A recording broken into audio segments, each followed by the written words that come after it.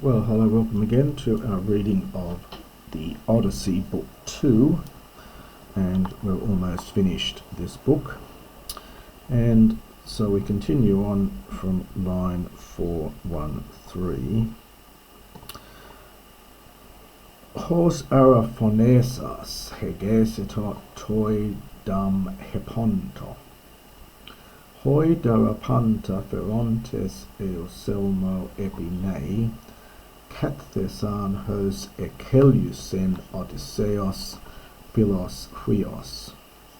Andara telemikos neos bain arche dethene. Ne deniprumne kat ar hesdeto, ankidar autes hesdeto telemikos.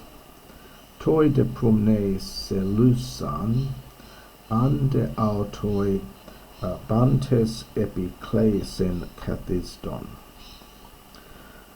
Might just pause it there. So thus having addressed them, this is of course Telemachus, Hagesatot, he led the way from Hagemai, and the toi for Hoi, and they followed Hama alongside.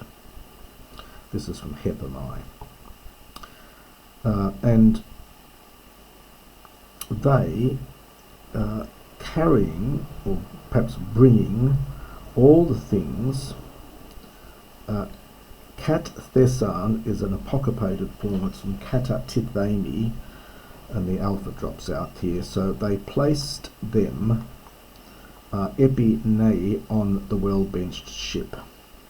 So they, bringing all the goods, they placed them on the well-benched ship, just as the dear son of Odysseus, Ekeleusen, had bid them, heiress from Keluo. Now the un here is a little bit tricky. It's actually un for ana, and it's going with the bino. So this is actually ana. The verb is anabino in later Greek. Here it's a preverb here. So Telemachus accordingly got on board the ship, takes a genitive here, from anabino, and Athena, arche, imperfect, was leading the way. So there's no augment here. The cat goes with the hesdomai here to sit down. So accordingly she sat down, this is Athena, on in the ship, prumne at the stern. It's one of those words for the various parts of the ship you need to get to know. The stern and the prow. This is the stern, the back part of the ship. But Telemachus, and here we get just the basic verb, he sat near autes her. So she sat in the ship at the rear, at the stern, and Telemachus sat next to her, near to her. And we get lots of these arrows accordingly, as you might expect. Toi de prumne lusan.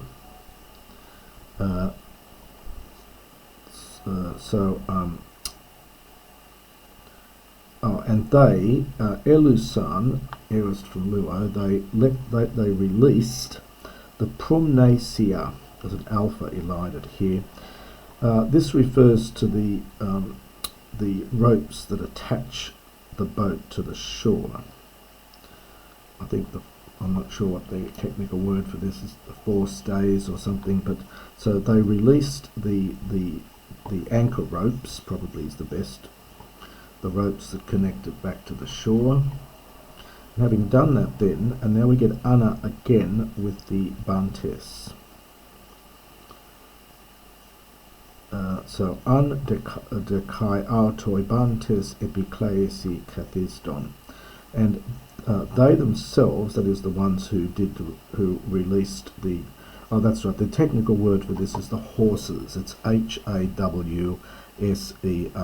the horses. If you're looking it up, it's a technical word for these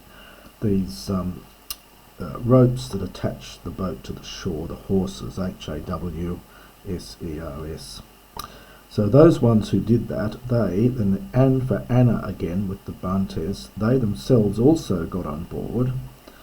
So having done that, they kathisdon, they sat, epikleisi. This is another sort of technical word. It's called the thole pins. The thole pins, these are the places where the oars go through the ship into the sea. So these are called the thole pins. So they themselves got on board and they sat at the thole pins. And then the next bit, which I haven't read, toisi dikmenon uron hiei glaucopis athene akrae zephyron keladont epioi nopaponton. That is a very pretty line, that one, which I'll just read again because it's got a lovely flowing sound to it, which is meant to be very onomatopoetic here. Akrae zephyron keladont epioi nopaponton. It's meant to mirror the flowing of the ship through the sea. It's very pretty. So I'll just do the next two lines. So Telemachus, detaroisin epotrunas ekeleusen hoplon haptestai, toi dotrunontos akusan. So the grey-eyed goddess, Hiei from Hieme, sent forth an ikmenon uron. Now ikmenon only occurs in this particular form. It means favourable or fair. And uros is a wind. So these often go together, a favourable wind. Possibly connected with the hikneamai, but it's a smooth breathing here, so I'm not sure the etymology of this is completely secure. But it does occur quite a bit in Homer, especially on the sea, and it just means a fair wind. So the grey-eyed goddess Athena sends forth a fair wind toisi for them, akrae, and this means blowing strongly, and a zephyron, this is a west wind, blowing strongly, and then this beautiful keladont. Kelado is to whistle or murmur, so it's murmuring upon the wine-dark sea, literally the wine-faced sea, standard epithet for the sea, on which much has been written, of course. So just to quickly do that, so the grey-eyed goddess Athena sends a favourable wind to them, a strongly blowing zephyrus, westerly wind, as it murmurs or whistles along the wine-faced sea. And Telemachus, having encouraged, this is an aorist participle from epotruno, having encouraged them, he gave orders to his comrades, haptestai from haptomai, to put their hand, to touch literally, so hence to put their hands to, the hoplone, the tackle. This is that plural from hopla in this context, meaning the ropes and bits and pieces, equipment on the ship. So he bid them to put their hands to the tackle, to the ropes, and they, akusan for akusan, they listened, understand autu, to him as he was encouraging them. So they listened to his encouragement, we might say.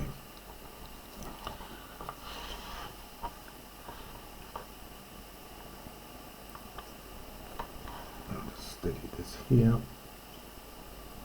Histon e latinon, coiles entos the mes odmes, stesan aerantes, catete protonois si edesan, helcondistia luca eu streptoisi, bot usin, epresin danamos meson histion, amphidecuma stere porphyrion, megal ia keneos I uses, he dethenen catacuma dia presus akeleuthon. And I might just pause there. So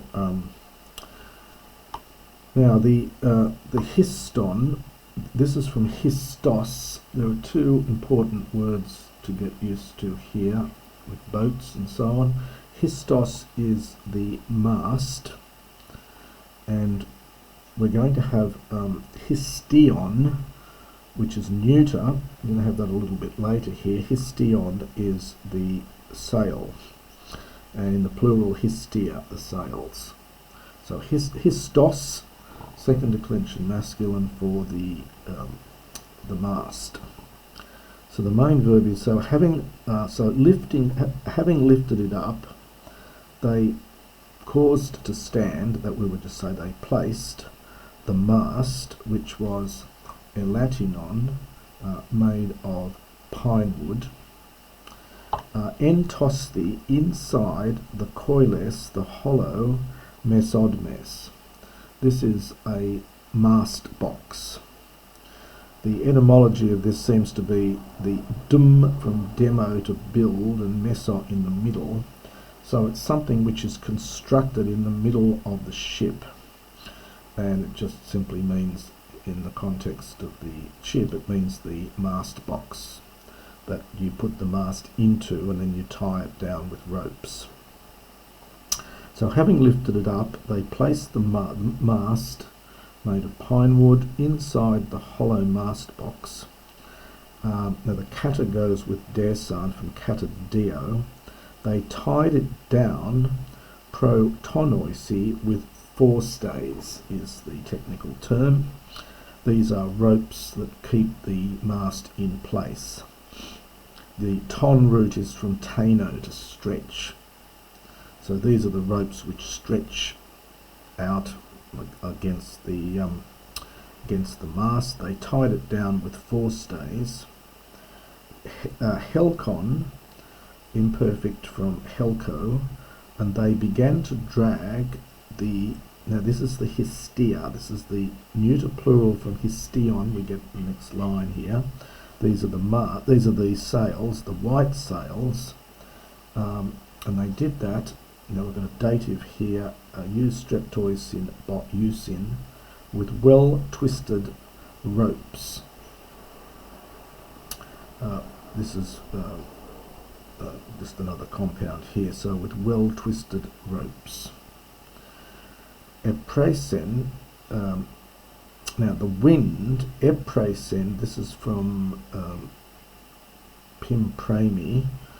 So the wind filled up the, well, literally the middle of the sail, the middle sail, we would say the middle of the sail. So the wind filled the sail in the middle. Now the next little bit's very tricky, really, and lots of technical words here. The amphi, I think, goes with the stayray. Now the stayray is a technical word, in nautical terms it's called the cutwater, which you can look up if you like. The cutwater, it's part of the keel of the ship. So it's something like around the keel or the part of the keel, the cutwater, the kuma, the wave, which is porphyreon. And again, this has been debated as to exactly what this is here. It could be an adjective meaning dark, and you do get cognate with our word porphyry, for example.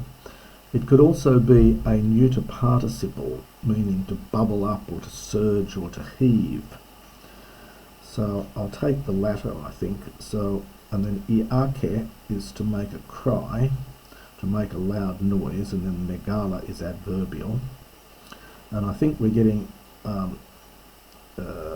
either a genitive after the stayray or possibly a little genitive absolute here, so as the ship is moving.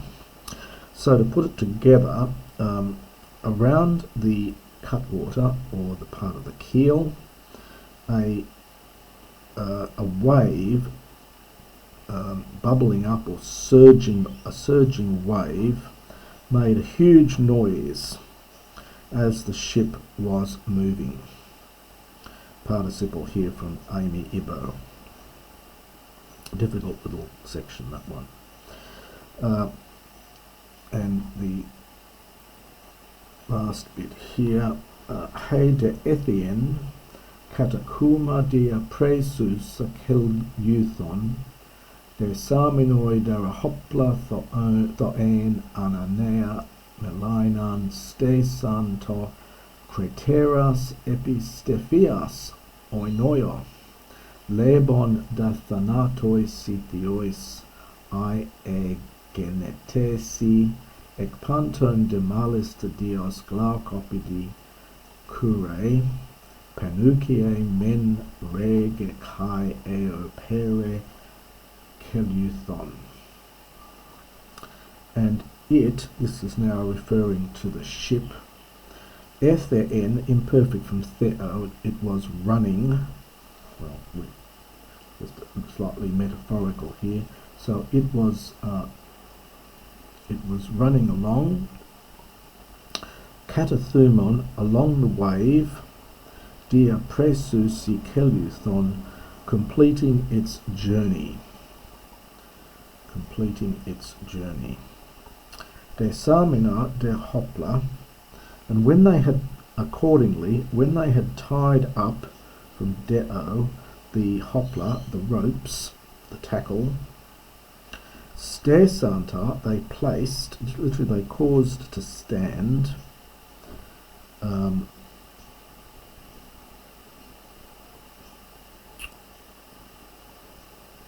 sorry, I should have taken this bit first here.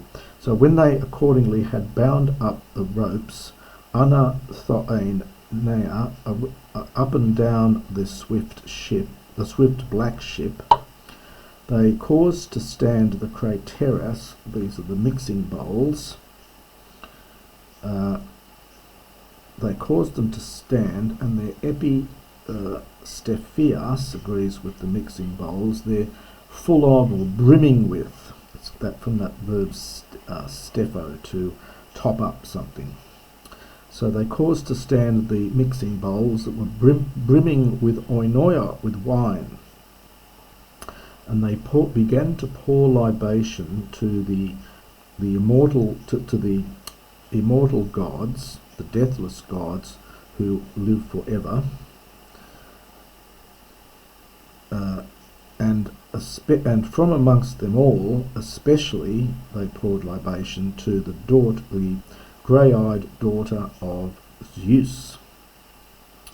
And the very last bit here, panukie, for all the night long, kai eo, and into the dawn, she, that is the ship, accordingly, she, pere, now this is that verb meaning to pierce, but has the sense of cut her way through, made her way along the keleuthon, the path or the journey. So perhaps something like, and all the night long and into the dawn, the ship carried on her journey. And that is the end of Book 2.